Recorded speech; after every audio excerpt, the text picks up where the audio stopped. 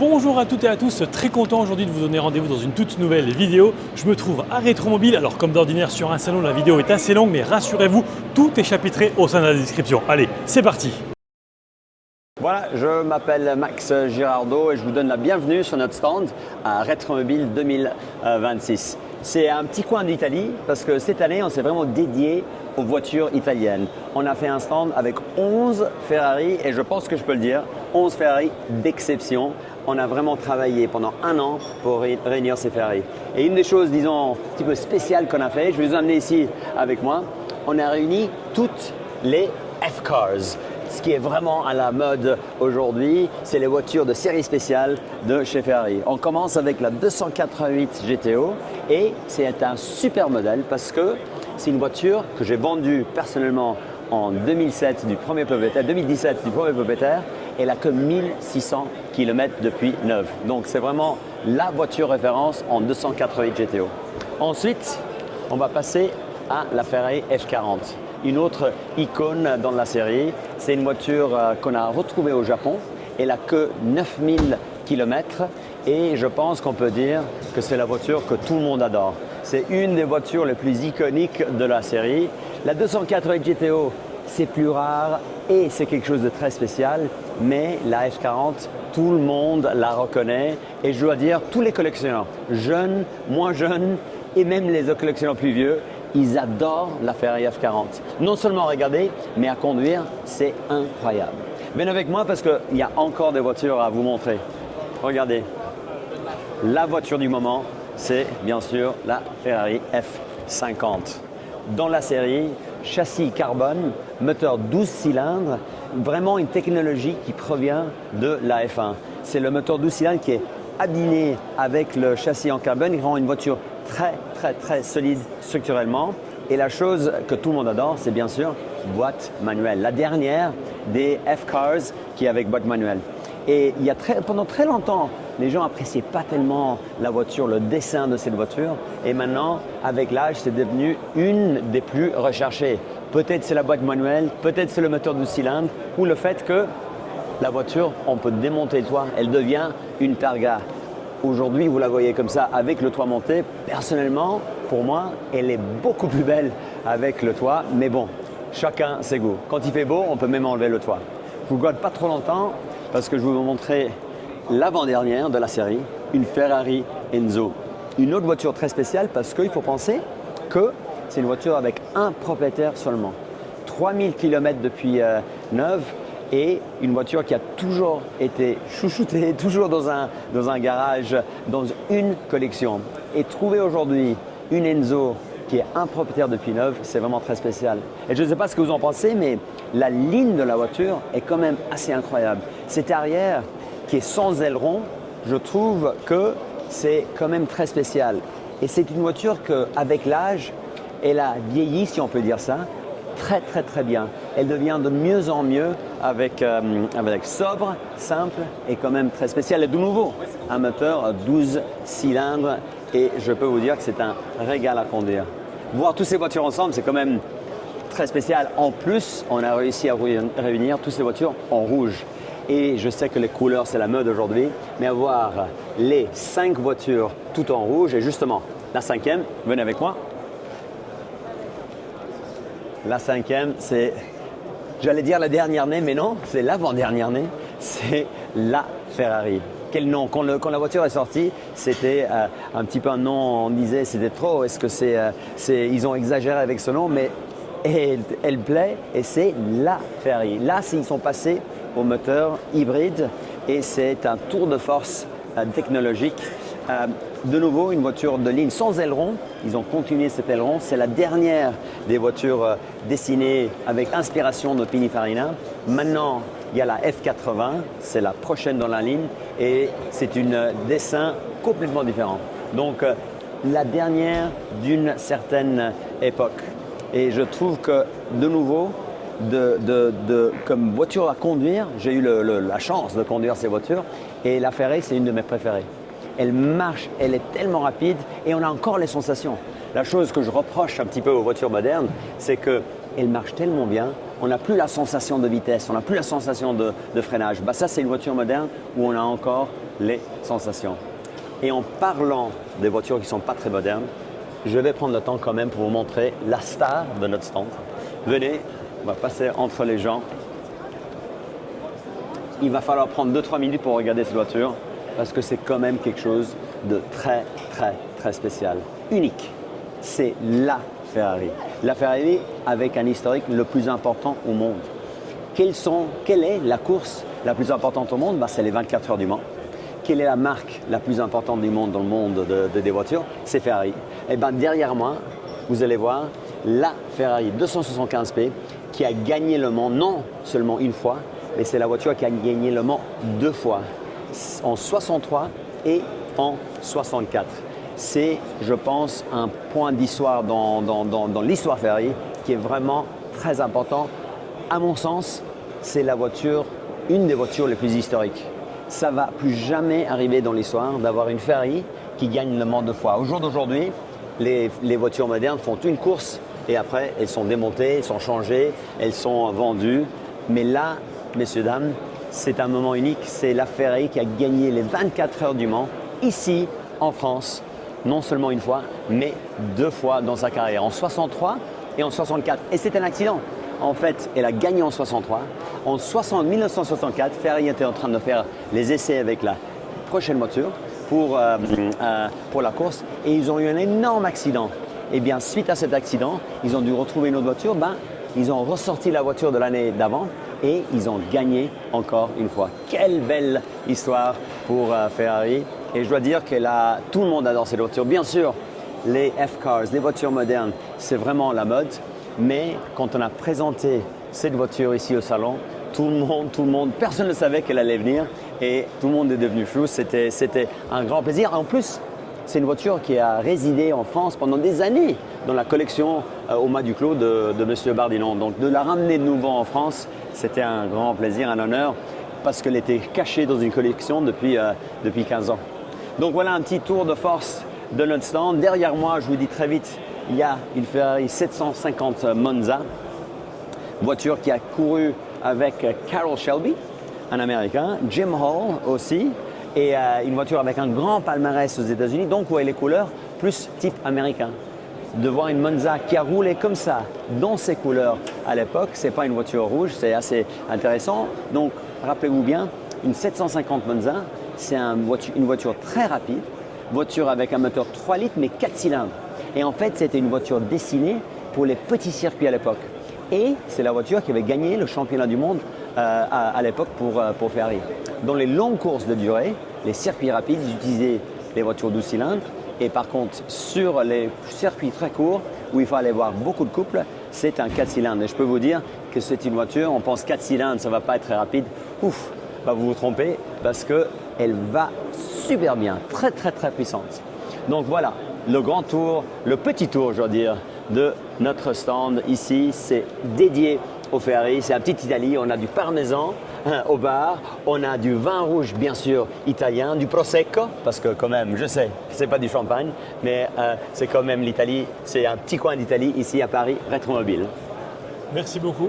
C'est un grand plaisir. Toujours un plaisir de partager ça avec vous. Excellente journée et surtout de très belles ventes. Ça a très bien commencé. Je peux vous dire qu'il y a certaines voitures déjà vendues. Voici désormais chez Barnes Car Jagger. Bonjour. Très bien, bonjour à tous. Est-ce que vous pourriez vous présenter dans un premier temps Mais puis la société? Oui, alors moi je suis Vladimir Grudzinski, je suis fondateur CEO de Barnes Car Jagger, qui est un acteur du marché de l'automobile ancienne et sportive contemporaine. Voilà. Donc Car Jagger, la grande spécificité, c'est que nous avons développé toute une palette de services qui permet d'accompagner les collectionneurs et les passionnés de voitures anciennes des années 20 jusqu'aux autos sportives de 2025, que ce soit à l'achat ou à la vente, quel que soit le mode de transaction. C'est-à-dire si c'est du recherche-achat hors marché, vente hors marché ou achat hors marché, dépôt-vente à distance, reprise si c'est une voiture contemporaine. Et donc ça nous permet de répondre à tous les sujets en ayant mis le collectionneur au milieu et le collectionneur, selon ses projets, eh ben, il a envie d'appeler un certain type de service. Voilà. Donc on peut parler à ces collectionneurs toute leur vie, quel que soit leur sujet. Très bien. Basé où? Partout, j'ai envie de dire, parce que c'est une société à la base digitale et qui a 14 000 demandes d'achat et vente par an en 2025. Mais on a le siège qui est à Aix-en-Provence, on a une antenne à Paris et on opère dans toute l'Europe. On a envoyé des autos déjà aux États-Unis, en Asie, en Afrique, au Moyen-Orient bien sûr. Et donc notre agilité de service et de process nous permet de répondre à toutes ces demandes-là. Très bien. Et qu'est-ce qui est selon vous le plus important à retenir sur la société? Alors, ce que j'aime, ce que j'appelle la North Star métrique de la société grand public, c'est le nombre d'avis et sa note globale sur le service client. Donc on a 1200 avis sur Internet à 4,8 sur 5 pour une auto qui vend, une voiture qui vend... je suis matrixé par Retromobile. Pour une société qui vend 600 autos en 2025, c'est plutôt pas mal parce que il faut avoir des process bien rodés, respecter bien le client, toutes ses exigences pour pouvoir avoir cette note d'excellence dans un marché où la note moyenne est assez basse. Effectivement, là je vois que vous avez de très très belles autos sur le salon. Oui. Et je pense qu'on va passer la parole à un de vos collègues pour la partie auto. Très bien, vous allez voir Maxime Lépicier qui va vous présenter deux autos tout de suite, je crois. Exactement, donc c'est une Bizzarini 5300 GT Strada de 1968. C'est une voiture qui est particulièrement rare. C'est une voiture qui a été conçue par l'ingénieur Giotto Bizzarini, qui est quelqu'un d'assez exceptionnel puisque c'est le concepteur de la 250 GTO, le concepteur du V12 Lamborghini de la Miura, de la Miura Countach Diablo, et il a voulu à un moment créer sa marque d'auto. Il a créé les Bizzarini, donc il y a eu des ISO A3C puis des Bizzarini. C'est une auto en aluminium et c'est une voiture hybride des années 60 puisque 60-70 c'est un dessin italien fait en aluminium, c'est sublime, et il y a un V8 Chevrolet, un 327 dedans. Donc c'est le meilleur des deux mondes. C'est une voiture qui permet fiabilité, un usage courant et surtout qui a une ligne extraordinaire. Voilà, et c'est une voiture qui est très rare. Il y a eu 16 exemplaires de cette série, 140 voitures en tout, et sur des vrais GT des années 60. C'est vrai que la ligne elle est incroyable. Incroyable. L'odeur à l'intérieur elle est incroyable aussi. C'est chouette, hein, ouais, elle était toute restaurée. Et donc là, nous sommes devant une DS Grand Palais, qui est une voiture assez unique puisque c'est une voiture qui est de 2019. En fait, c'est une auto c'est un dessin, une voiture qui est née dans l'esprit de Gérard Godefroy. Gérard Godefroy, c'est le créateur de Venturi. Et Citroën n'a jamais produit de coupé usine à l'époque. Et donc cette Grand Palais est l'idée de coupé que Citroën aurait dû faire à l'époque par Gérard Godefroy. C'est une auto extraordinaire. Il y a eu 6 voiture produite. Celle-ci est une des rares immatriculées disponibles sur le marché. Et tout est spécifique. L'intérieur est sublime en cuir Hermès, grande malle arrière. La lunette arrière bombée est superbe. Et c'est vraiment, je dirais, c'est un resto mode à la française en fait. Voilà, c'est notre Singer à nous. Et il y a le Bluetooth à conditionner, la fermeture centralisée, le moteur a été optimisé, tout le système hydraulique a été optimisé. Il n'y a pas de montant, c'est un vrai coupé, c'est pas un hardtop. Et c'était fait au Mans, production 100% française. Et Gérard Godefroy est l'un des grands designers français des années 80-90. Voilà, donc on est très heureux de la présenter. Donc véhicule que l'on peut retrouver naturellement sur le site. On annonce sur carjagger.com, est disponible ici. Et je ne vous cache pas que c'est une voiture qui a pas mal d'intérêt et qui est très spécifique. Je ne retiens pas à vous montrer, regardez, la cinématique du coffre qui est absolument sublime. Regardez, ça s'ouvre, ça ne touche pas derrière. Voilà, tout est fait avec des LED à l'intérieur. Enfin, c'est une auto qui est assez exceptionnelle. Est-ce que vous savez combien d'heures a nécessité cette auto? Non. Alors précisément d'heures, je ne sais pas. Ce que je peux vous dire, c'est que ça a été fait à la main, 3 ans de travaux pour faire 5 voitures. Ça a été fait par Christophe Beer, au Mans, qui est un carrossier très connu et doué. Et voilà, depuis ils ont arrêté le projet, donc il n'y en aura plus. Les voilà. Et le tarif de cette auto? On demande 250 000 € pour cette voiture. Voilà. Très bien, bien écoutez. Merci beaucoup pour toutes ces explications. Merci à vous. Excellent salon, je vous souhaite de Merci, très belles ventes. à bientôt, merci.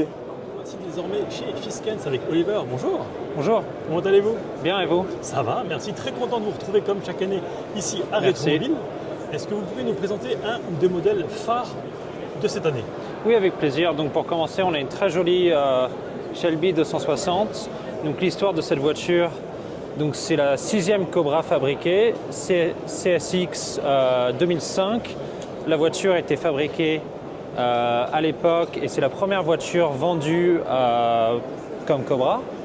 C'est une voiture qui a longtemps fait partie de l'école de pilotage Shelby, pour tous les nouveaux propriétaires et aussi pour de grands acteurs ont longtemps appris avec cette voiture. Aujourd'hui, la voiture a été magnifiquement restaurée et elle a un très gros palmarès. Mais c'est une voiture qui est rare, mais dont on peut se servir et qui est très populaire, surtout avec l'histoire de Carroll Shelby. Et je crois qu'il y en a une autre aussi sur votre stand. Exactement, donc il y a une autre Cobra aussi très spéciale. Donc si on va par ici, on a aussi une très jolie Cobra 289. Donc celle-ci préparée pour Le Mans en 63.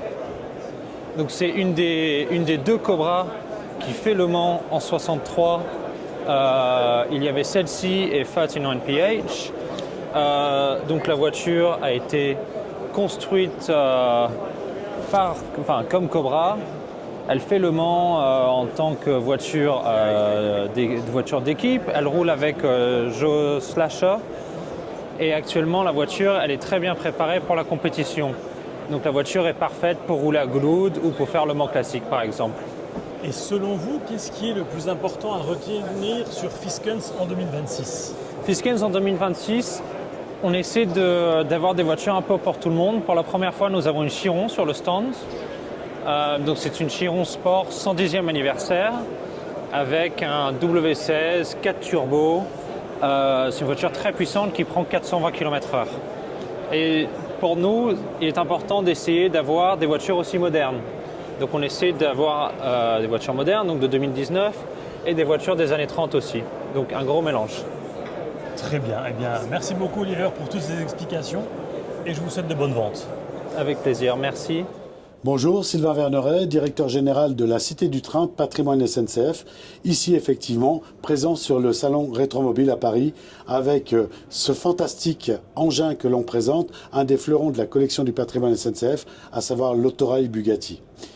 On est ici sur une volonté très précise, une ambition, je dirais même, puisque on correspond tout à fait à ce que l'on attend d'un musée, à savoir monter des opérations musée hors les murs et se faire connaître et être plus près du public. Et on a la chance, effectivement, d'être présenté ici avec un salon à renommée internationale, 150 000 visiteurs potentiels qui vont pouvoir venir découvrir à la fois cet engin fantastique, presque mythique, et puis ça nous permet de, effectivement, nous faire connaître auprès de ce public. Donc, l'autorail Bugatti, célèbre, mythique, avec une multitude d'innovations, matériel qui date de 1933, série de 88 exemplaires, et le côté exclusif et absolument extraordinaire, c'est qu'on est aujourd'hui sur le seul et unique exemplaire qui ait été préservé dans le monde. Avec une multitude d'innovations dignes de ce que pouvait souhaiter Bugatti au départ, de sa philosophie, à savoir du beau, du pratique, du solide, du confortable. Et là, en fait, tout son savoir-faire qu'il avait pu développer dans la construction automobile, il l'a mis en application pour la création de cet autorail. Donc 1933, on commence à produire. Il réussit à en vendre à une des premières sociétés ferroviaires de l'époque, la Société de l'État. Il en vendra à d'autres compagnies. Un autorail qui va faire des grandes lignes. On appellerait ça presque aujourd'hui de la business class, puisqu'on va faire du Paris-Lyon avec des temps de trajet records. On va pouvoir faire notamment du Paris-Deauville et emmener la clientèle aisée de Paris en villégiature le week-end en Normandie. Et puis des petites innovations qui sont caractéristiques de Bugatti, de son niveau d'exigence, avec notamment des choses qui sont complètement anecdotiques, avec des fauteuils par exemple qui sont réversibles. Voilà. Petit détail assez incroyable, mais Bugatti avait en permanence à l'esprit le confort et le bien-être des voyageurs. Et donc, on le sait tous, en fonction du sens de marche, les gens peuvent parfois être sujets au mal du voyage. Et donc, d'un simple geste, on pouvait effectivement se mettre dans le sens souhaité. Et puis, avec la même manipulation, créer ce qu'on appelle aujourd'hui des carrés. Vous voyagez avec un couple d'amis, vous pouviez vous mettre en vis-à-vis, face à face. Autre particularité, là encore, je vous rappelle, on est dans les années 30, donc avec une époque où on voit beaucoup de vapeurs, les premières électriques, les premières diesels, avec leur forme caractéristique cubique, Bugatti crée un engin absolument révolutionnaire qui tient compte des soucis d'aérodynamisme avec un profil très aérodynamique. Et en définitive, on s'aperçoit que finalement, il est là encore une fois de plus précurseur, parce que si on compare la forme de cet autorail et effectivement cette considération de l'aérodynamisme, on s'aperçoit que le nez du TGV qu'on connaîtra quelques décennies plus tard, on n'a pas inventé grand-chose. Et puis vraiment, ce qui fait, j'allais dire, le clou du spectacle, c'est le fait que cet autorail soit motorisé avec rien de moins que 4 moteurs de Bugatti Royal. Alors pour les amateurs, ça va parler. Vous savez tous que Bugatti, c'est le Graal. Pour les amateurs d'automobile, Bugatti Royal, c'est le Graal du Graal, et le moteur de Bugatti Royal, c'est quelque chose d'une extrême rareté, et là, on a la chance d'en avoir 4 présentés en même temps. Avec, là encore, une innovation qui paraît complètement anecdotique, mais je vous rappelle, on est à l'époque de la vapeur ou des premiers diesels électriques. Et finalement, quand on est avec une machine à vapeur, lorsqu'on arrive le soir au dépôt, on est obligé de retourner la machine pour qu'elle reparte le lendemain dans le bon sens de marche. Avec une électrique ou une diesel, on a une cabine de conduite à chaque extrémité. Et c'est donc le mécanicien qui devait changer de place. Bugatti trouve une solution absolument géniale, c'est de mettre un poste de conduite central. Ce qui veut dire que sans changer de position, le mécanicien va pouvoir conduire son engin dans un sens ou dans l'autre. Avec effectivement cette petite plateforme qu'il surélève et puis cette petite vigie que l'on voit sur le toit de l'autorail qui lui permet d'avoir une vue à 360 degrés et juste en basculant d'une plateforme à l'autre, il conduit dans le bon sens de marche sans avoir à changer de position. À la fois extrêmement pratique, mais aussi un gain de poids, puisque nous n'avons qu'un seul poste de conduite. Et je vous rappelle que cet engin était censé être extrêmement performant, et notamment avoir une vitesse incroyable pour l'époque. Et donc, grâce à ce gain de poids, on va pouvoir atteindre effectivement ces performances. Vitesse de croisière en exploitation commerciale au quotidien, 130-140 km/h environ. Et Bugatti, dans le cadre de sa recherche et son exigence de performance, va tenter en 1934 de battre un record du monde de vitesse. L'objectif, c'est 200 km/h, ce qui est une vitesse absolument inimaginable pour l'époque. Et en fait, il va quasiment l'atteindre et battre un record à 196 km/h en 1934. Rappelez-vous, on est à une époque où, le long de la voie ferrée, nous avons des chemins de campagne où le français moyen circule encore avec un char à bœuf. Imaginez-vous la sensation du paysan de l'époque qui voit passer ce qu'on pourrait appeler un ovni à quasiment 200 km/h. Et c'est là finalement où on a tout le génie absolu de Bugatti, qui mélange une savante combinaison de maîtrise absolue de la technique, et puis, je le rappelle, Bugatti, grande famille d'artistes, et donc qui arrive effectivement à combiner à la fois un côté très technique et un côté complètement artistique. C'était fou pour l'époque finalement. Complètement dingue. On est sur un engin qui a plusieurs générations d'avance par rapport au matériel ferroviaire qu'on pouvait connaître à cette époque-là. Combien de personnes pouvaient prendre place ici maximum ? 48 personnes, 24 sur la cabine avant et le même nombre sur la cabine arrière. Est-ce qu'on sait quel était le tarif pour un trajet par exemple jusqu'à Lyon ? Non, j'ai pas les tarifs en tête, mais on était pas beaucoup plus cher que sur un train classique de l'époque. La seule particularité pour l'anecdote, c'est que les voyageurs qui étaient sur la première rangée de fauteuils, avec la vue panoramique sur la voie, payaient un léger supplément. C'était un petit peu la première classe plus d'aujourd'hui. Exactement, c'est exactement comme ça qu'on peut le voir. Ah, c'est incroyable. Et donc le nombre de véhicules qui étaient en service, ça vous l'avez dit. Oui. Donc ça c'est vraiment le dernier exemplaire Seul qui existe. exemplaire au monde qui ait été préservé. Incroyable. Nous arrivons désormais chez Kidston. Bonjour. Bonjour, Alors est-ce que vous pouvez vous présenter et présenter la société s'il vous plaît ? je m'appelle Simon Kidston, je suis le fondateur de Kidston SA, qui est une société basée à Genève, fondée il y a 20 ans, dans quelques jours, spécialisée dans la vente de voitures de collection. Et quels sont les modèles les plus iconiques que vous ayez aujourd'hui présentés à Rétromobile s'il vous plaît ? Cette année, pour notre stand à Rétromobile, nous avons choisi de présenter la vedette, la voiture phare, est une McLaren F1 de 1994. 94, comme on dit en Suisse. Il y a aussi l'Aston Martin DBS qui a été protagoniste dans le film de James Bond de 1969 au service secret de Sa Majesté. C'est une voiture que nous venons de restaurer, mais qui n'est pas à vendre.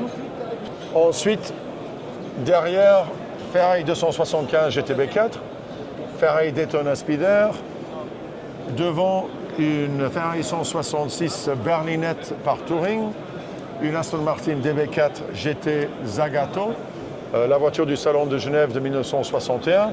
À droite, Mercedes 300 SL Roadster. Plus à droite encore, une autre McLaren F1, mais en version course, que longue. Et finalement, mais même s'il n'est pas à vendre, la Hispano-Suiza H6C de 1924 que nous finissons de restaurer, ou que nous avons fini de restaurer il y a quelques mois, après 18 000 heures de travail. Wow. Voilà. Incroyable. Donc on a fait le tour. Et les véhicules qui ne sont pas à vendre Oui. restent au sein de la collection chez vous? Oui. La Hispano-Suiza est une voiture qui a été construite pour mon oncle en 1924. Oh. Je l'ai retrouvée 90 ans plus tard en Nouvelle-Zélande. Génial. Et je suis un fan de James Bond, donc cette Aston Martin, je l'ai suivi pendant 10 ans. Et puis, il y a 3 ans, je suis allé en Australie pour rencontrer le propriétaire qu'il avait depuis 45 ans. Et on a trouvé un accord pour un prix qui se terminait avec 007. Excellent. Évidemment. Excellent. Très bien. Merci beaucoup. Un plaisir. Excellente journée et je vous souhaite de très belles ventes. À bientôt. Merci. Mathieu Hurtaud, Gooding Christie's, spécialiste consultant chez Gooding Christie's depuis longtemps.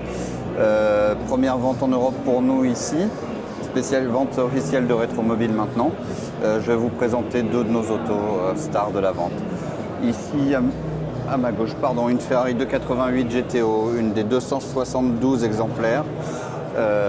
Une voiture avec seulement 1500 km d'origine, probablement la moins kilométrée des Ferrari 288 GTO, qu'on va vendre à partir de demain aux enchères, avec une estimation de 6 millions. Une icône. Voilà. Une icône groupe B des années 80. Voilà.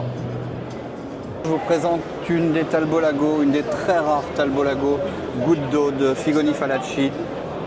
Une voiture de 1936, seulement 6 exemplaires au monde. Voilà, une voiture exceptionnelle, restaurée à la perfection, présentée au concours d'élégance de Pebble Beach. Une voiture que nous allons mettre en vente demain à nouveau, avec une estimation de 6,5 millions à 7,5 millions. Vous le savez peut-être, je reviens d'un raid entre Abidjan et Nice, dans lequel j'avais pris place au sein d'un HDJ 80. Mais je me dis que ce Land Rover de 1981, estimé entre 40 et 60 000 euros, aurait également très bien pu la faire avec des plaques de désensablement, une petite kitchenette intégrée. Bon, là, il aurait fallu adapter le mototrack, mais je pense que ça n'aurait pas été vraiment un souci. De l'équipement également ici sur la galerie.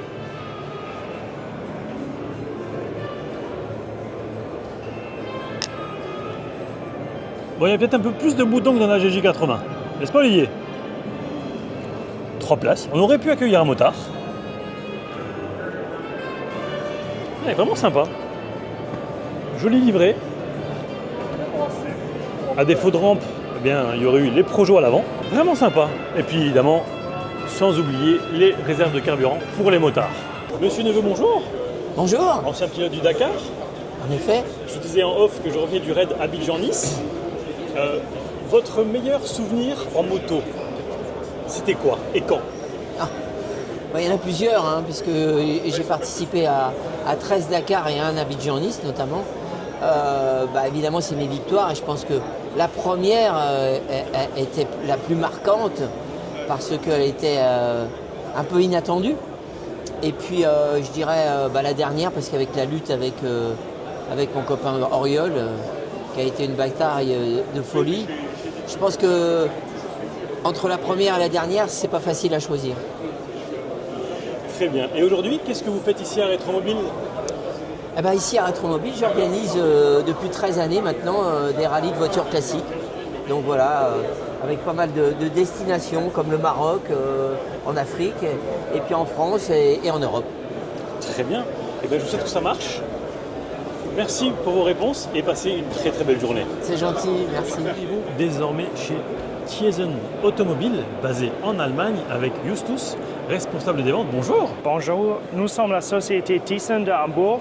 Nous avons 50 ans de l'expérience sur le marché. Mon beau-père, Tim Meinrenken, le CEO, le propriétaire et le CEO de la société, est un expert sur les voitures historiques et sport.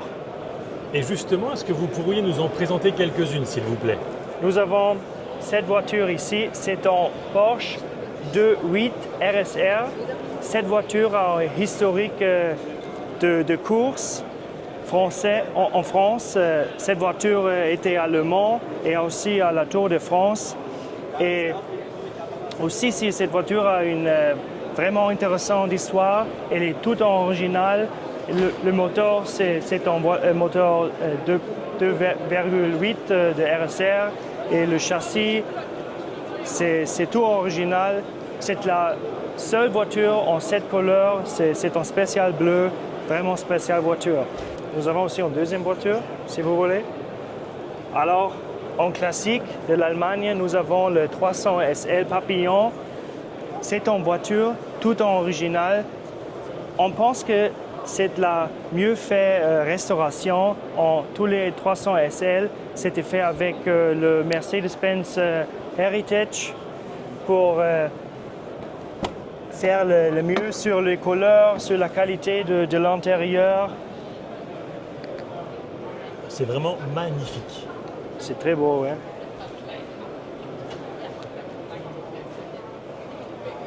Le premier propriétaire, c'était une personne vraiment spéciale. C'était le fils du dictateur de Dominicaine République. Et avant quelques années, cette voiture est venue à l'Allemagne et fait la restauration, a fait une très très belle restauration, oui, c'est ça. Est-ce qu'il y a d'autres modèles importants aujourd'hui dans votre gamme? Tous les modèles sont vraiment importants. Nous avons par exemple cette 904. C'est un prototype de la dernière série avec le 6 cylindres. Normalement, le 904 était produit pour la course avec un 4 cylindres et pour la 906, il y avait une 6 cylindres et cette voiture était le prototype pour le prochain modèle. C'est une voiture tout originale. Il y a juste 3 voitures de cette type et c'est magnifique. Effectivement, c'est magnifique. Oui, c'est ça. Merci beaucoup, Justus. Vielen Dank. Sehr gerne.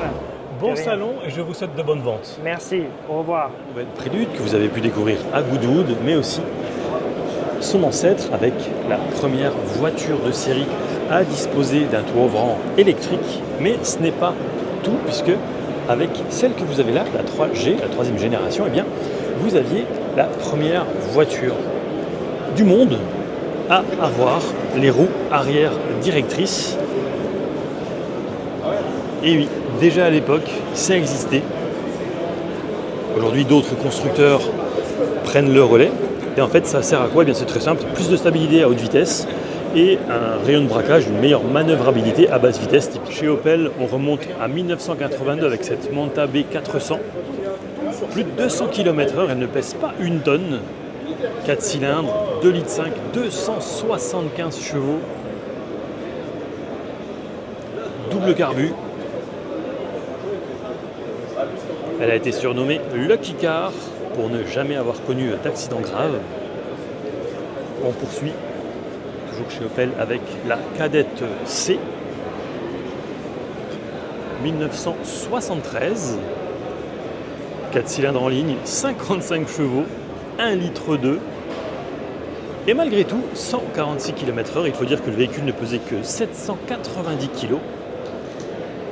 La nouvelle Astra, avec évidemment cette nouvelle identité ou signature lumineuse à l'avant. Véhicule qui existe en 5 portes mais également en break.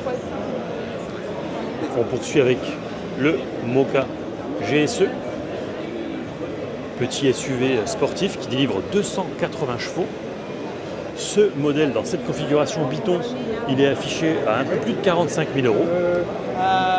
Mais le badge GSE, à l'origine, il date de 1985 avec, vous allez la découvrir dans un instant, la Monza 215 km/h, 1370 kg, 6 cylindres qui développe 180 chevaux, 240 Nm de couple, une boîte 5. Alors, il faut savoir que cette Monza GSE a été achetée par son propriétaire actuel en 98 à 128 000 km et accrochez-vous bien, actuellement elle en a 554 000, propriétaire qui réside en France et qui donc la roule quasi quotidiennement. Moi je dis bravo monsieur. Voici désormais chez Alfa Romeo avec Alexandre. Salut Alexandre. Bonjour. Alors est-ce que tu pourrais nous présenter le produit que tu as juste derrière toi s'il te plaît? Alors, la star du salon.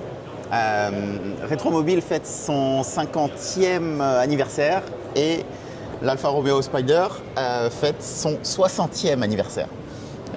Cette voiture-là, petite anecdote, tout le monde l'appelle Duetto. Nous, on n'a pas le droit de l'appeler Duetto.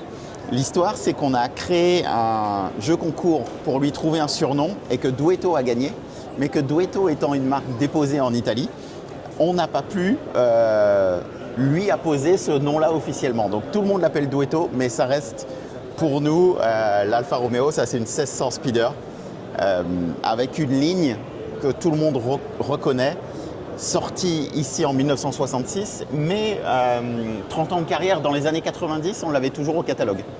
Donc avec des formes différentes. Là, on l'appelle celle-ci avec l'arrière en os de sèche. C'est le surnom qu'elle a en Italie. Mais après, on a eu des Coda Tronca, on a eu plusieurs définitions, mais toujours avec cette même ligne. Donc pour une voiture qui représente l'histoire d'Alfa Romeo et qui fête ses 60 ans. Si on se retourne, derrière, on a une 750 Competizione. Ça, c'est un proto. Vraiment faite pour le sport auto. Châssis Abarth, recarrossé et conduite à droite. Parce qu'il faut savoir qu'en Italie, jusqu'à la Deuxième Guerre mondiale, toutes les voitures avaient des conduites à droite.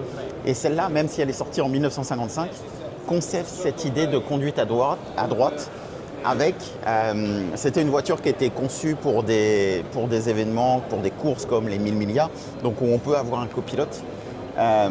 Donc en fait, chacun avait une sorte de cockpit séparé. Et si tu t'approches et que tu vas voir le poste du conducteur, tu verras qu'il n'y a pas de compteur de vitesse. On a un compte-tour, on a tous les manos, tempée d'huile, tempée d'eau, on a la pression d'huile, on a le réservoir de carburant, mais on ne connaît pas la vitesse, c'est pas ce qui est très utile. Et un petit zoom encore, mais sur la commande de boîte où on voit qu'on est directement sur la boîte, donc quand il faut rentrer un rapport, il faut vraiment l'engager. C'était une voiture, il fallait la commander. Un peu d'aéro avec ces 3 ailerons longitudinaux, dont celui derrière la tête du conducteur, pour donner de la stabilité à la voiture. Parce que cette voiture, c'est 1,5 litre, 150 chevaux, 690 kg. Donc, tout ce qu'on pouvait gagner en stabilité, il fallait le prendre.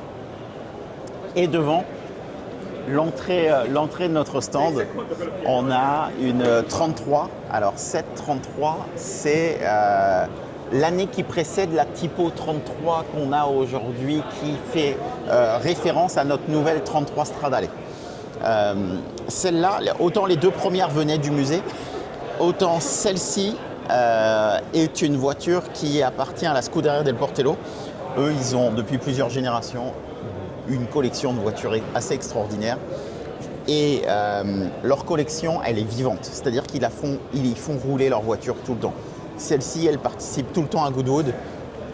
Là, on voit les inscriptions à Goodwood. Cette voiture roule tout le temps. Et quand on les a appelés en disant est-ce qu'on peut avoir une voiture qui fait le lien avec toute l'histoire de 33, aucun problème. On vous pose celle-là, donc développée par Autodelta, qui était l'écurie en charge de tout ce qui était sport chez chez Alfa Romeo, qui avait construit le circuit de Baloco que tu connais aujourd'hui et qui appartient à Stellantis. Voilà, l'histoire avec la 33, donc celle-ci date de 1967. Et puis pour faire le lien, toutes nos voitures sont rouges et on a une dernière rouge pour faire le lien avec ce qu'on est aujourd'hui. On présente le tout nouveau Tonale ici en version hybride, donc avec les différents rouges Alfa Romeo sur ce stand à Rétromobile. Très bien, bien écoute, merci beaucoup pour ces explications Alexandre, toujours un plaisir. Bon salon et à bientôt. Merci beaucoup. Si la star chez Renault, c'est évidemment elle, la star de 2025 et 2026, n'oublions pas que Renault a également un passé en compétition avec par exemple cette Renault Clio 3 Cup de 2007, Renault Super 1600, là on était en 2002. Ce n'est pas terminé avec des véhicules, des versions un peu plus anciennes, comme cette cultissime Clio Williams, aux jantes magnifiques. Là nous étions en 1992. Et puis derrière vous apercevez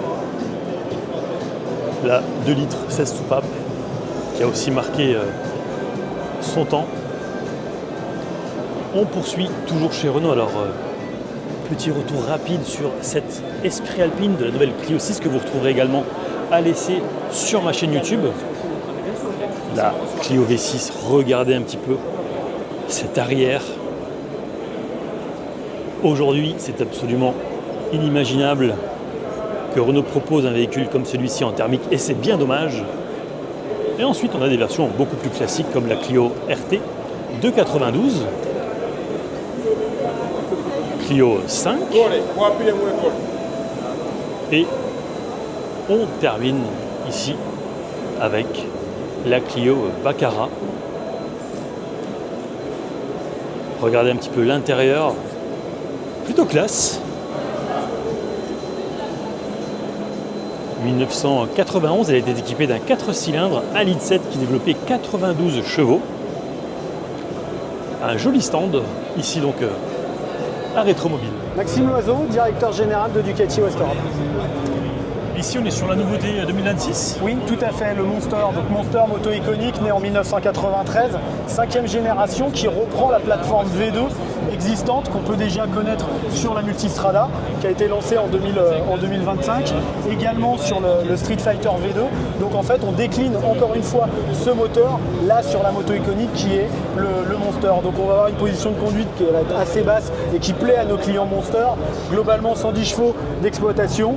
C'est vraiment une moto qui est exceptionnelle à rouler et qui est vraiment très simple par rapport à l'utilisation qu'on peut avoir. Et notre clientèle Monster réclamait cette moto là parce qu'on ne l'avait pas au catalogue toute l'année 2025. Donc elle est en train d'arriver en concession et les premiers essais sont déjà prévus pour la fin janvier. Mais ici on est à Rétromobile, oui. Et je crois qu'il y a aussi des mamies. Alors il y a pas mal de mamies. On va commencer, suivez-moi, par la plus vieille bien évidemment, celle-ci qui est le Cucciolo. Le Cucciolo en italien ça veut dire petit chien. Alors c'est une version de 1946, c'est à cette époque que Ducati a décidé de fabriquer des motos, puisqu'avant ils fabriquaient des composants électroniques. Et donc c'est après la guerre où ils ont pris un cadre de vélo dans lequel ils ont mis un petit moteur de moto. Donc voilà, ça c'est une version qui est dans son jus, extraordinaire. Mais ce qui est important aujourd'hui sur ce stand, c'est qu'on a voulu faire une rétrospective des motos sportives qui ont marqué vraiment l'histoire et la moto chez nous en Ducati. Alors il y en a beaucoup. Vous avez l'iconique Desmo Sedici, celle-ci dans son coloris MotoGP. En fait, toutes ces motos-là qui sont prêtées par des collectionneurs, et je les remercie d'ailleurs parce que c'est vraiment rare d'avoir sur un même endroit autant de motos exceptionnelles à proposer, à montrer à nos clients les plus fidèles. Ça, c'est une nouveauté 2025. En fait, cette moto-là, on va la dévoiler dans quelques instants. On est sur une Panigale V4 tricolore. Et je vous montrerai tout à l'heure, il faudra que vous reveniez pour la voir. Parce que la tricolore, c'est sur une base de moto italienne. Drapeau italien. Vert, blanc, rouge. Et comme on est un petit peu chauvin, nous, chez Ducati, et surtout chez Ducati France, on a voulu célébrer le centenaire à notre manière. Alors là aussi, on est sur une pièce d'exception. On est sur la 916 produite par Tamburini, designée par Tamburini. C'est une des seules motos qui a été exposée au MoMA de New York, donc le musée, le fameux musée. Et là, vous avez une moto, bien évidemment, strictement d'origine, et c'est vraiment ce style qui a changé la disposition de la marque Ducati et qui a apporté Ducati à une autre dimension avec beaucoup de victoires, notamment en superbike. Je citerai Troy Bayliss, Troy Corsair ou encore Carl Fogarty qui ont pu rouler sur ces motos fabuleuses. On parlait de Mani, celle-ci elle n'est pas si vieille que ça, mais elle a un style qui est juste exceptionnel. Il s'agit de la Polesmart, donc c'est une Ducati Polesmart, 1000 cm3 de cylindrée. Alors cette version-là, elle est toute particulière puisque c'est une pré-série, donc c'est la moto numéro 1 produite à l'usine de Bologne. C'est la châssis 001. Et cette moto est à vendre ce soir. Et elle a quelque chose d'exceptionnel, c'est qu'elle a été signée par le grand pilote anglais lui-même, Polesmart, que vous pouvez voir ici, qui s'est déplacé chez notre partenaire de Bordeaux pour pouvoir lui-même dédicacer cette moto. Elle est neuve, elle n'a jamais été mise en service. Chez Peugeot, la grosse nouveauté, c'est bien entendu la 208 GTI qui devrait arriver en fin d'année sur nos routes, mais l'histoire, c'est bien entendu la 205 GTI que vous apercevez ici en blanc. 1,6 litre, 105 chevaux. Celle-ci est équipée d'un bloc 1,9 litre qui développe 130 chevaux, magnifique couleur. On passe à la CTI, donc 1,6 litre, 115, mais surtout, vous le voyez, on pouvait avoir les cheveux au vent. Poursuivons avec la 1,6 litre, 115 chevaux. On continue avec la GTI Griffe. Une couleur qui va plutôt bien malgré des conditions salon, c'est-à-dire qu'on est bien entendu sur un éclairage artificiel. J'aime beaucoup aussi les jantes. Et on termine par la 205 Turbo 16, 1,8 litre, 200 chevaux. Dernière pour la route. 1,9 litre, 130 chevaux pour cette 205 Dima. Regardez un petit peu ici. L'excroissance, ça c'est vraiment beau. Signe également de sportivité. Voilà donc pour le stand Peugeot. L'histoire avec une série de 205 iconiques qui prennent d'ailleurs de la valeur au fur et à mesure du temps qui passe. On arrive désormais chez Citroën avec Pierre, responsable des concepts. Bonjour. Bonjour. Alors, est-ce que vous pourriez nous expliquer un petit peu le véhicule qui est à côté de nous? Oui, donc en fait, Hello, c'était pour nous une orientation pour les futurs projets Citroën. En fait, Citroën vient de renouveler toute sa gamme en 2025 et donc c'est important pour le design de se donner l'étape future en essayant d'injecter au maximum des ingrédients de ce qu'on souhaite pousser pour l'avenir. Le point de départ, ça a été, on s'est posé la question comment réinventer le véhicule familial de demain, sachant que les véhicules s'électrifient, que c'est de nouvelles possibilités en termes d'architecture. Et donc comment offrir davantage de polyvalence, s'adapter à la vie des gens finalement avec ce véhicule familial. Donc l'exercice a été vraiment d'offrir un maximum d'espace à bord dans seulement 4,10 m, donc 4,10 m qui correspond aux dimensions d'une C3 d'aujourd'hui. Donc ce qu'on a fait, on a pris le moteur électrique qui est finalement très compact. On l'a positionné sur l'essieu arrière, ce qui a permis de libérer l'espace à l'avant. Et pour pouvoir avancer encore plus le conducteur, on l'a positionné au centre, donc ce qui permet d'avoir 3 sièges au premier rang, 3 sièges au rang 2. Donc on a 6 places à bord dans seulement 4,10 m et un volume intérieur qui est absolument incroyable.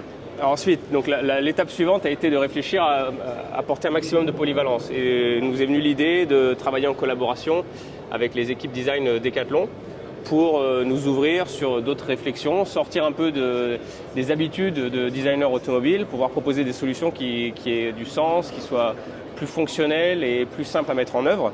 Donc on a travaillé avec les équipes de Decathlon dans le nord de la France, dans le sud-ouest et dans les Alpes pour concevoir des scénarios d'usage. Donc avec ce véhicule, on peut se déplacer, bien sûr, on peut se divertir, travailler et même se reposer, donc ce qui couvre un peu l'ensemble des activités d'une personne, d'un utilisateur. On a également travaillé avec Goodyear sur la conception des roues et des pneus. avec des pneus intelligents qui, toujours dans l'idée de faciliter l'usage de l'utilisateur. Donc c'est un pneu qui mesure en permanence bien sûr la pression, mais également le poids du véhicule et qui indique à son propriétaire s'il faut ajuster la pression, soit rajouter de l'air parce que le pneu se dégonfle, soit en retirer parce que le véhicule est par exemple surchargé, avec un principe de connexion au smartphone. Donc on a un véhicule, une silhouette donc monovolume de fait de son architecture avec le conducteur très avancé. C'est également de très larges surfaces vitrées, parce que pour nous ça nous permet non seulement d'alléger la silhouette, parce qu'on baisse la ceinture de caisse, mais c'est également offrir un maximum de perception sur l'extérieur. Donc parce que finalement l'espace à bord, c'est pas seulement des millimètres cubes, des centimètres cubes, mais c'est également une impression perçue. Donc on a une vitre arrière qui est même plus grande que la vitre avant. Donc les passagers arrière profitent encore plus du voyage. Et donc on a cette silhouette vraiment atypique avec ce travail graphique sur les ouvrages, sur les vitrages. On a également travaillé les matériaux sur la partie extérieure, mais également sur la partie intérieure, et Jérémy pourra vous expliquer. On a choisi des matériaux qui se veulent plus légers, plus intelligents, positionnent à certains endroits. C'est par exemple le cas du bouclier.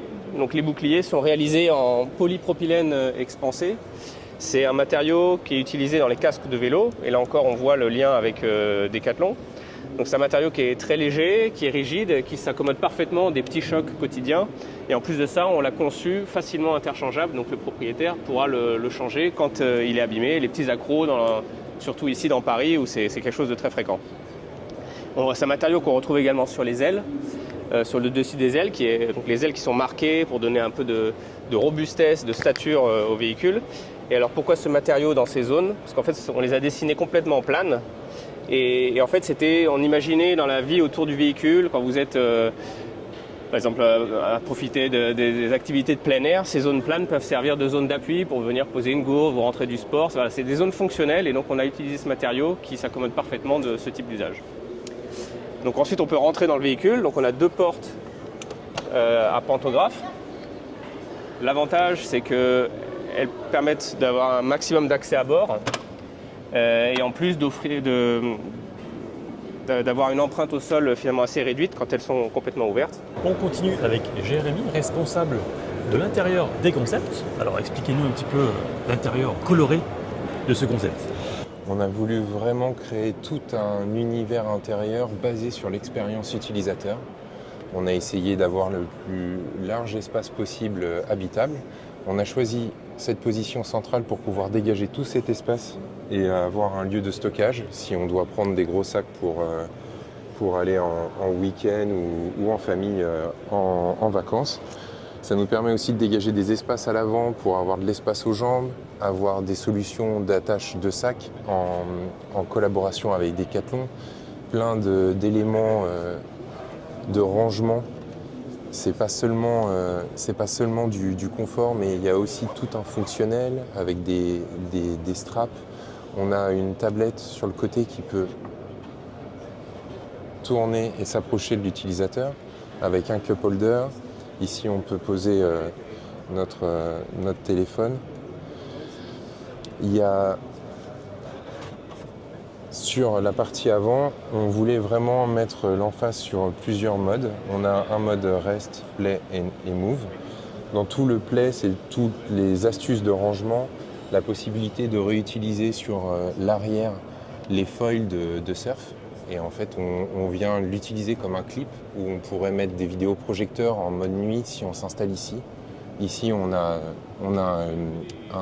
un rideau pour l'écran qui se déploie.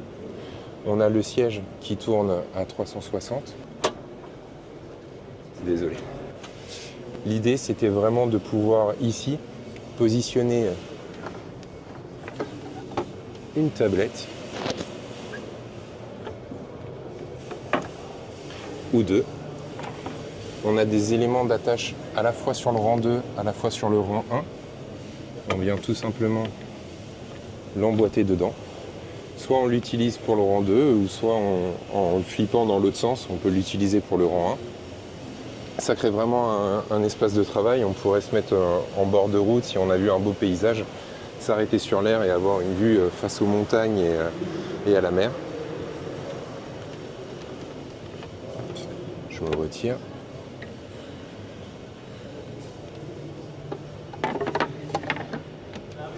Et une fois que le siège est axé, si on a besoin de place, on a des sièges additionnels qui viennent ici se rétracter. Et donc du coup on a un appuie-tête, une ceinture embarquée par place. On les a volontairement décalés pour avoir assez d'espace quand on est grand, des gabarits comme le mien. On est assez de place pour les épaules.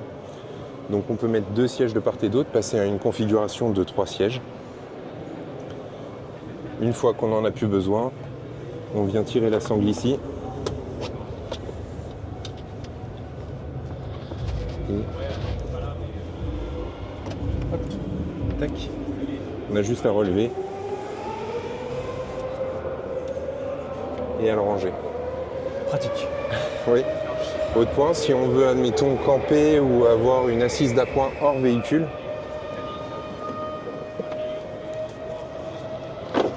vous pouvez prendre votre assise, déployer des pieds, vous mettre dehors. Et en fait, l'assise que vous avez dans la voiture vous crée un outil d'appoint pour soit camper, soit pêcher. Un tabouret très confortable. Oui, vous pouvez essayer si vous voulez. Vous voulez que je vous... Je veux bien. En fait, l'idée, c'est vraiment d'avoir exactement le même sentiment de foam, enfin de confort dans l'habitacle et à l'extérieur. C'est pas mal. Vraiment pas mal, c'est normal. Il y a des petites astuces aussi dans le coffre. On a vraiment utilisé le moindre recoin, donc le retour de porte, et on a un cruiser skateboard à l'arrière. Et dans l'autre partie,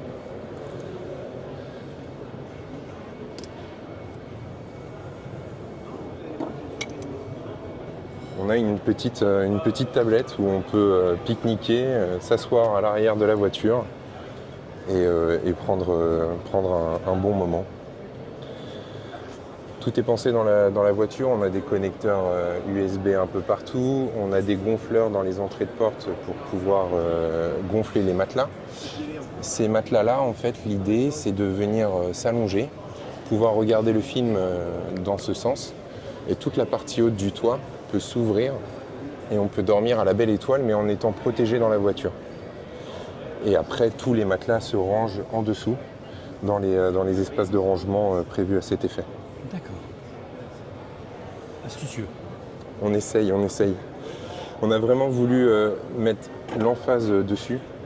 Et on trouvait que la collaboration avec Decathlon faisait vraiment sens, parce qu'ils ont un tel panel d'activités possibles qu'on a voulu vraiment pousser ça à son comble.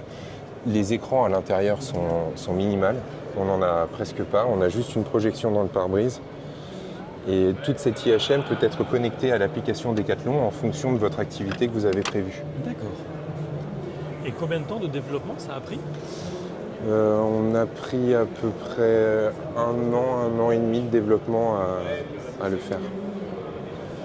Il y a plein d'éléments aussi à l'avant que je ne vous avais pas montré. On a une enceinte nomade qui peut être intégrée à la colonne de direction. On a le retour du monobranche qui nous paraît très, très judicieux. On a gardé un volant très compact comme sur la C3 actuelle, ce qui nous permet vraiment d'avoir de l'espace aux jambes, d'avoir toutes les positions de conduite au plus proche de l'utilisateur. Enfin, toutes les commandes, de conduite au plus proche de l'utilisateur. Et comme ça, du coup, on n'a aucun bouton résultant et on a une liberté d'espace. Sur les éléments extérieurs, on aimait bien aussi faire un petit clin d'œil aux vacances, au RTT. Et le petit côté français, c'est quand même la partie de pétanque. Et où mettre ces jeux de boules dans la voiture nous paraissait assez rigolo et astucieux à intégrer. Nous avons les éléments de charge aussi qui sont juste à côté. Donc on a utilisé et rejoué un peu l'élément de recharge électrique pour amener aussi du fun et du playful à côté. Merci beaucoup pour toutes ces explications. Excellente journée et bonne continuation et continuez de vous amuser. Merci à vous aussi. En plus du concept car Hello chez Citroën, vous avez la 2 chevaux A de 1939, l'un des 4 exemplaires survivants de la première série entièrement restaurée, vraiment témoin du génie de ce modèle emblématique. On poursuit avec la C10 de 1956, la goutte d'eau à l'architecture aérodynamique audacieuse, inspirée des techniques aéronautiques. 1980, Karine, la pyramide futuriste de Trevor Fiore avec sa conduite centrale, précurseur de l'électronique embarquée. Vraiment quelque chose de très spécial. On poursuit avec l'Activa One 1988, pionnier à l'époque déjà de l'affichage tête haute, mais aussi des technologies de suspension intelligentes. On aperçoit quand même déjà le look de certains modèles de série. Et ce n'est pas terminé avec Xanae. Nous étions en 1994, monospace visionnaire au siège pivotant, pensé clairement pour la convivialité familiale. Et enfin, c'est Cactus 2007, le précurseur de l'éco-responsabilité avec ses matériaux recyclés et sa conception durable. Voilà donc le stand Citroën dans son ensemble. On arrive désormais chez Skoda avec Théo, chef de produit. Salut. Salut. Alors, est-ce que tu pourrais nous présenter un petit peu le stand, s'il te plaît? Yes, alors cette année à Rétromobile, on arrive à présenter les 125 ans du motorsport de Skoda. Donc 125 ans, ça va débuter principalement avec cette moto, on peut appeler ça une moto.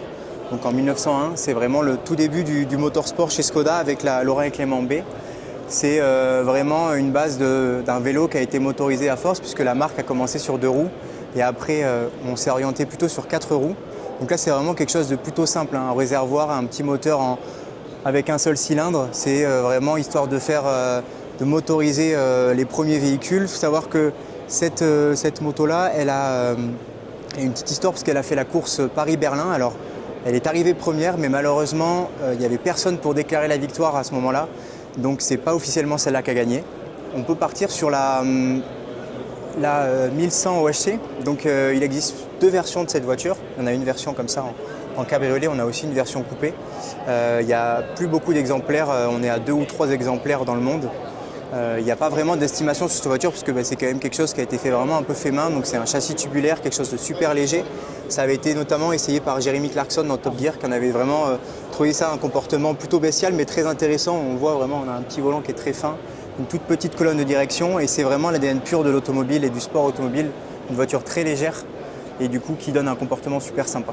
Ensuite c'est la Popular, donc on peut se dire qu'on commence à se rapprocher un petit peu du rallye. Puisque là on est sur une base de Popular, il y en a eu plusieurs, il y a eu aussi la Popular Monte Carlo du coup, qui tient le nom du fameux rallye. Celle-là elle a un nom spécifique, c'est la Maladoa puisqu'elle a participé à cette course celle-là. Et donc on a une livrée spécifique en gris comme ça avec là encore les plaques d'époque, les drapeaux etc. Donc la Favorite 136 de 1991. Donc la Favorite on l'a connue aussi en rallye mais aussi en voiture plutôt endurance, plutôt typé circuit. Et là du coup c'est une configuration vraiment endurance, donc une caisse qui est très dépouillé, qui est très proche du sol, en pneus slick avec un kit carrosserie plutôt large. Et l'intérieur, on a vraiment le strict minimum. Donc on peut voir, on a le réservoir d'essence à l'intérieur. On a juste un baquet, le volant et les compteurs. Et c'est vraiment le strict minimum. Donc elle a participé à des championnats d'endurance en Allemagne. Et elle a eu une petite carrière sur ces championnats-là. Si on bascule un peu plus dans cette partie rallye de la marque, on a cette superbe Octavia RS qui est un véritable on va dire, hommage aux années WRC de l'Octavia. Donc l'Octavia, il faut savoir qu'elle a participé au championnat du monde de WRC, elle a eu un podium, elle a participé notamment à la course du Rallye Safari. Et là on est dans une livrée qui est vraiment là pour célébrer l'anniversaire des 100 ans du motorsport chez Skoda. Aujourd'hui on a 125 ans, donc on a une livrée avec le gros logo vraiment imposant, le logo sur le toit aussi comme vous pouvez avoir sur la voiture de rallye. Et après, de reste, c'est une voiture de série. Et ensuite, direct à droite, on a du coup celle qui a succédé un petit peu à l'Octavia en WRC, c'est la Fabia. Donc la Fabia WRC qui a continué sa route sur le championnat du monde Malheureusement, elle n'a pas eu de victoire. Par contre, elle a eu une carrière aussi sur les championnats un peu plus régionaux, un peu plus nationaux aussi. Cette version-là, elle est spécifique puisqu'on voit qu'elle est coupée en une partie. Elle est coupée vraiment au centre, ce qui nous permet de voir vraiment tout le détail de l'intérieur, que ce soit au niveau du moteur, au niveau de l'habitacle, sur la roue, sur le réservoir, l'échappement. C'est une version qui a été faite par Shell pour l'occasion d'une pub, vraiment pour montrer les dessous d'une voiture. Et c'est pour ça que notamment on a le moteur qui est extrêmement bien détaillé. Donc ça nous permet de vraiment voir les pistons, l'allumage, toutes ces choses-là, le turbo. Et ça a été voilà, une version donc, qui a été créée un peu artificiellement. Elle a été du coup un petit peu comme si elle avait été utilisée en course avec de la boue, toutes ces choses-là. C'est vraiment redonner vraiment l'esprit du rallye qu'on pouvait avoir à cette époque-là. Donc ça c'est la période à peu près de 2007. Si on continue sur le rallye, on peut aller sur celle-là, la 130 RS, qui est vraiment pour moi une de mes préférées parce que déjà elle a gagné le Monte-Carlo. Elle fait vraiment écho à ses 125 ans puisqu'on regarde aujourd'hui, on l'a mis en parallèle, on a notre nouvelle Fabia, on en parlera après. On reprend un petit peu des gimmicks, des couleurs et elle s'appelle d'ailleurs la Fabia 130, c'est vraiment le fait d'évoquer ce véhicule-là. Donc pareil, c'est un véhicule qui est très simple avec un moteur en porte-à-faux arrière, donc ce qui lui donne un comportement plutôt intéressant. On l'appelait d'ailleurs, parce qu'il existait une version un peu plus de série, on l'appelait la Porsche de l'Est. Donc un comportement plutôt joueur, plutôt sympa et donc ça se débrouillait plutôt bien sur les rallyes. Donc là c'est vraiment une livrée historique, on a eu plusieurs fois la marque qui a repris cette livrée pour la mettre sur les nouveaux véhicules pour vraiment mettre en avant l'héritage de Skoda en sport automobile. Yes. Ensuite, on part sur une voiture de rallye qu'on n'a pas l'habitude de voir. C'est une voiture de rallye en version break. Donc c'est un concept car qui a été fait par la marque sur une base de Fabia R5.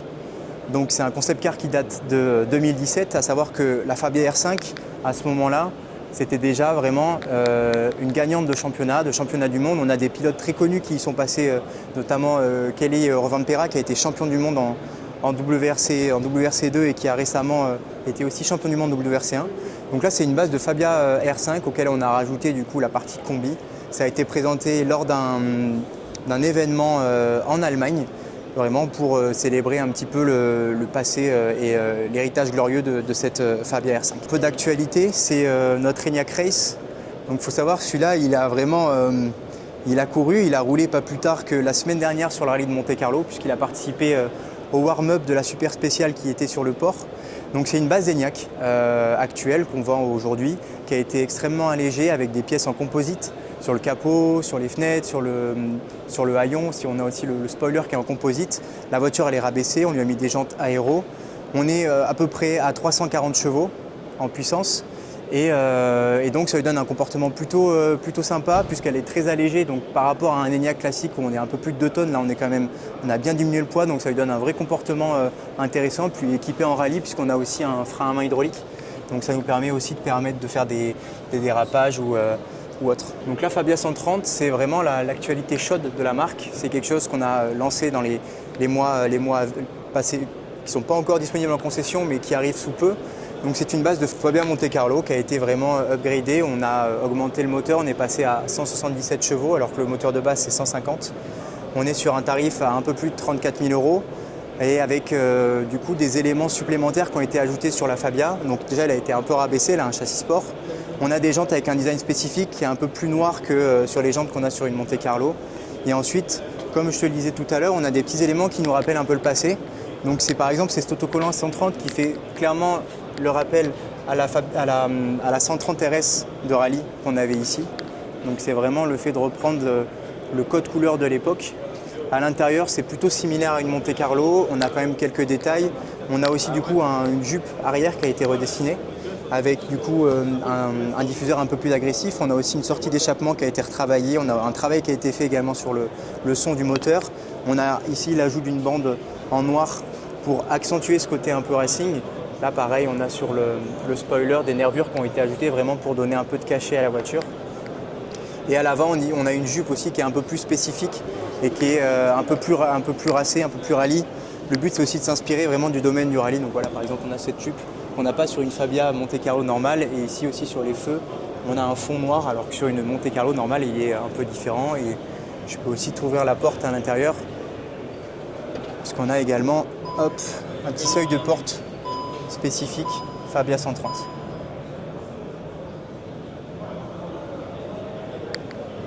Voilà. Très bien. C'est tout ce qu'il Et faut. Selon toi, début 2026, qu'est-ce qu'il faut retenir de la marque? 2026, c'est toujours aller vers plus d'électrique. On va avoir 2 nouveaux modèles qui vont arriver en 2026 et c'est vraiment les prochains modèles pionniers de la marque. Ça va être l'Epic, donc c'est très prochainement, au courant de l'année. C'est un petit SUV qui va permettre, nous, d'aller chercher des clients supplémentaires. Aujourd'hui, on avait l'Elrock qui était un SUV un peu de taille moyenne, notre Enyaq comme on a vu ici. Et là, on vient compléter notre gamme par le bas, donc un prix qui va être un peu plus accessible, mais surtout, ça va être aussi un volume qui est un peu plus, qui peut convenir à une personne seule ou qui n'a pas besoin de beaucoup de place pour voyager, mais le tout en proposant quand même une autonomie plus que bonne, puisqu'on sera quand même à plus de 300 km sur certaines batteries. On aura des batteries avec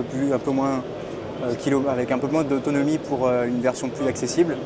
Et ensuite, on va avoir le gros SUV 7 places qui lui va s'appeler du coup le Pic, qui sera un petit peu, donc Pic c'est en référence au pic de la montagne, le sommet de la gamme, la voiture la plus grosse jamais construite chez Skoda, avec vraiment presque des côtés un peu premium au véhicule.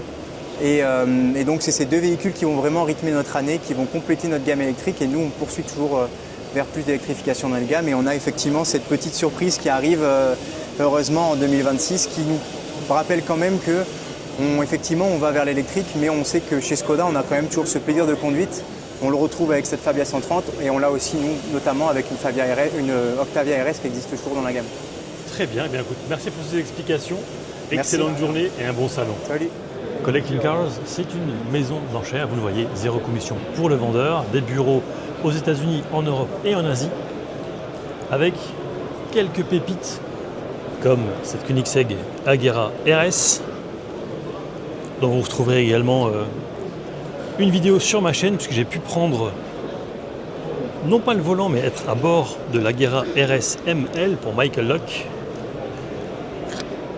Et à savoir que ce n'est que l'acheteur qui aura à régler une commission de maximum 6% du prix total, plafonné à 7 000 €. Il n'y a pas que ça, il y a aussi une magnifique GT3R Rennsport.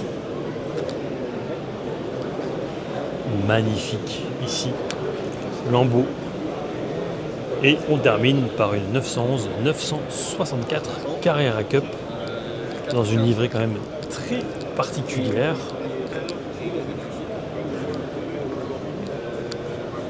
Elle est juste magnifique. Et voilà, tout ça se fait en ligne. Un photographe vient chez vous pour faire au moins une centaine de photos. Ça semble assez efficace finalement. On arrive désormais chez JMB Classic. Bonjour. Bonjour. Est-ce que vous pourriez vous présenter s'il vous plaît? Oui, bien sûr. Donc Rémi, notre société c'est JMB Classic, a été fondée en 2013 et on fournit tous les services dont les collectionneurs de véhicules de route très premium, de route et donc de course ont besoin, nous sollicitent pour. Donc du gardiennage à la restauration complète des voitures jusqu'à leur entretien, en passant par l'assistance technique sur des meetings de course historiques et l'achat et la revente de ces véhicules-là. Et vous avez des véhicules français? Oui, exactement. On a mis le Made in France à l'honneur cette année au Retromobile avec 4 françaises assez exceptionnelles. On va vous en présenter 2 rapidement. La première qui est juste sur ma droite, c'est une Pescarolo 01 de 2007. Elle a terminé 3e des 24 heures du Mans en 2007, ce qui est assez exceptionnel pour une équipe privée qui était Pescarolo Sport face à des constructeurs très expérimentés avec de gros moyens comme Audi et Peugeot Sport. Donc 3e des 24 heures du Mans 2007 et 2e du championnat Le Mans Series, ce qui est un bel exploit au milieu des 2 Peugeot 908 d'usine. Voilà, et elle est éligible aujourd'hui dans un championnat historique réservé aux gentleman drivers, aux pilotes amateurs, qui s'appelle Legends of Le Mans et qui aura lieu en ouverture des courses du WEC, du championnat du monde d'endurance. Donc un très beau championnat pour des pilotes amateurs de belles voitures. Voilà. Effectivement, très sympa comme véhicule. On passe sur celle-là, donc qui est une Peugeot 908 V12, donc avec un V12 biturbo diesel HDI FAP. C'est une voiture qui a été produite à 10 exemplaires, qui est exceptionnelle à plusieurs égards. Déjà en quelques chiffres, 825 chevaux, 925 kg, avec énormément d'appui aérodynamique. C'est tout simplement la voiture non hybride la plus rapide de l'histoire du Mans. Et c'est une Française, donc c'est sympathique pour le Mans et puis pour tous les Français passionnés de sport auto. Cet exemplaire-là est le plus bel exemplaire dans une collection privée, puisqu'elle termine deuxième des 24 heures du Mans en 2008. Elle remporte Petit Le Mans, et ainsi qu'elle a remporté quelques autres courses du championnat du monde de l'époque, le Mans Series. Donc, mis à part l'exemplaire qui a remporté le Mans et qui se trouve au musée Peugeot pour très longtemps, c'est le plus bel exemplaire d'une collection privée. Voilà. Et on est heureux de le proposer à la vente cette année à Rétromobile. On peut poursuivre avec la Pescarolo qui se trouve à côté, donc qui ressemble beaucoup à la première qu'on a vue. C'est le modèle d'avant, Pescarolo C60 de 2005. Modèle très prestigieux aussi pour l'histoire du Mans et de Pescarolo Sport, puisque c'est un modèle qui a fait la pole position en 2005 au Mans, qui a terminé deuxième du Mans. Ce châssis-là, le châssis 15, a terminé 5e du Mans en 2006, ce qui est quand même pas mal du tout, et surtout qui a remporté le Mans Series, le championnat Le Mans Series, toutes les courses du championnat. Donc très bel exemplaire et un bel exploit encore de Pescarolo Sport. Aujourd'hui, il est éligible au Mans Classique et dans tous les meetings Peter Auto de l'année, dans la catégorie Endurance Racing Legends. C'est une voiture qui est prête à courir, donc avec un beau V10 Judd de 5 litres derrière les oreilles. Ça doit chanter bien comme il faut. Oui, c'est vraiment très sympathique pour les spectateurs et pour le pilote, bien sûr. Voilà, on peut enfin poursuivre avec la 4e française du stand, une Bugatti Centodieci. C'est une voiture exceptionnelle à plusieurs égards. Déjà, c'est l'une des 5 voitures les plus puissantes non hybrides de l'histoire de l'automobile, avec 1600 chevaux derrière sous le capot. On a un W16, c'est-à-dire 2 V8 entre guillemets, 4 turbos, et le tout dans un costume Bugatti extrêmement élégant et très bien fini. Il ne s'agit pas d'une voiture ultra sport, mais une voiture très élégante avec une mécanique exceptionnelle derrière les 2 sièges. Il y a seulement 10 exemplaires au monde et en Europe il y en a probablement 4, c'est l'une des 4. Voilà, donc très heureux de l'avoir. Bravo, parce qu'effectivement certains modèles sont très rares et celui-ci est quasiment exclusif, quasiment. Voilà, tout à fait. C'est-à-dire que beaucoup de gens l'ont vu pour la première fois et peut-être pour la dernière fois. C'est vraiment une opportunité rare. Eh bien, merci beaucoup pour toutes ces explications. Ça a été Avec un plaisir. Avec plaisir, et peut-être une prochaine. Bonne continuation et je vous souhaite de très belles ventes. Merci beaucoup. Au revoir. Voici la Golf 1 GTI. Évidemment, ici à Rétromobile, vous vous doutez bien qu'il y a toutes les générations. Golf 2.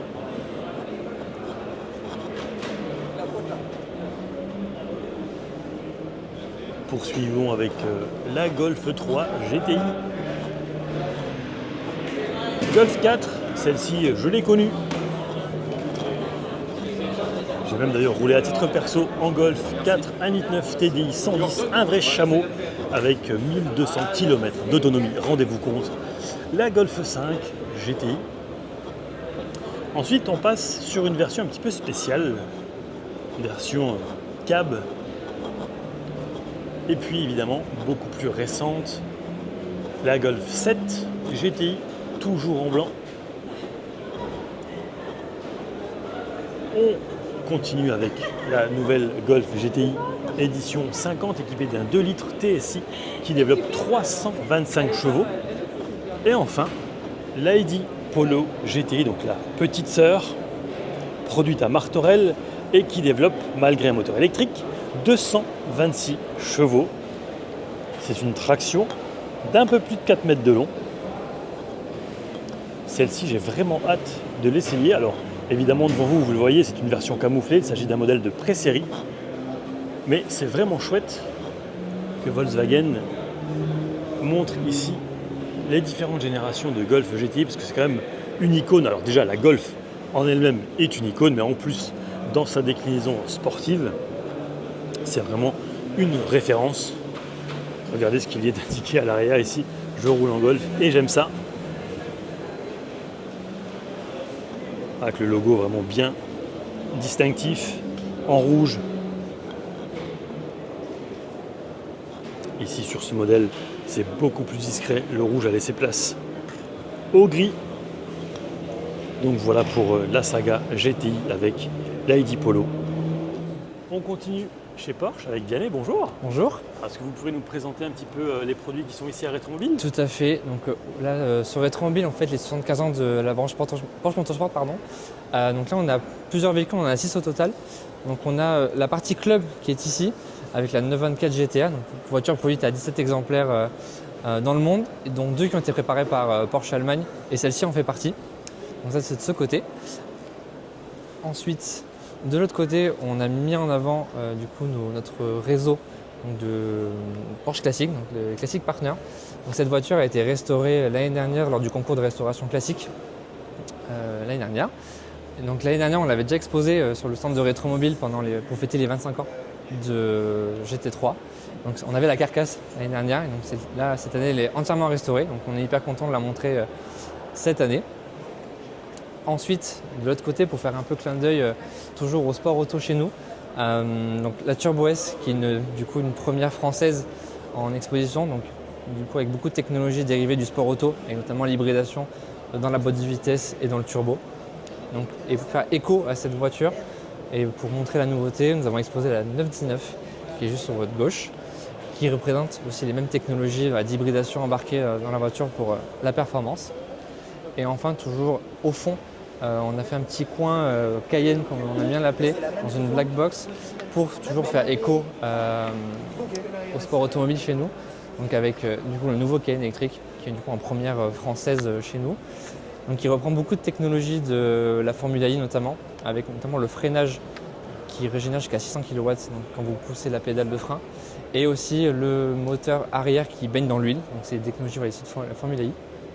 Et enfin le système de refroidissement des batteries à 2 étages, donc en haut et en bas de la batterie. Voilà.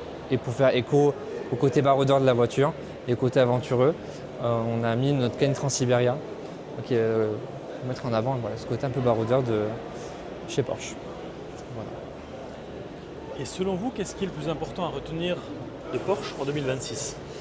Alors déjà beaucoup d'enjeux, vous avez peut-être suivi l'actualité économique chez nous, donc on a beaucoup d'enjeux notamment sur la gamme électrique, avec le nouveau Cayenne qui est un nouveau enjeu volume pour nous, le nouveau Macan aussi qui est en vente depuis 1 an, qui aussi représente beaucoup de volume, qui marche bien en France notamment, et aussi continuer à faire briller la passion Porsche via la gamme 911 et bientôt 718 à l'avenir. Très bien. Merci beaucoup pour toutes ces explications. Je vous en prie. Excellente journée et bonne continuation. Merci, vous aussi. Voilà, c'est ici que le salon Rétromobile se termine. J'espère que ça vous aura plu. Si c'est le cas, je vous invite comme d'ordinaire à vous abonner, à liker et à partager cette publication. Un immense merci aux différents intervenants, sans oublier Xavier, photographe personnel en vidéo. Et quant à moi, je vous dis à très vite pour de prochaines aventures auto et moto. Ciao!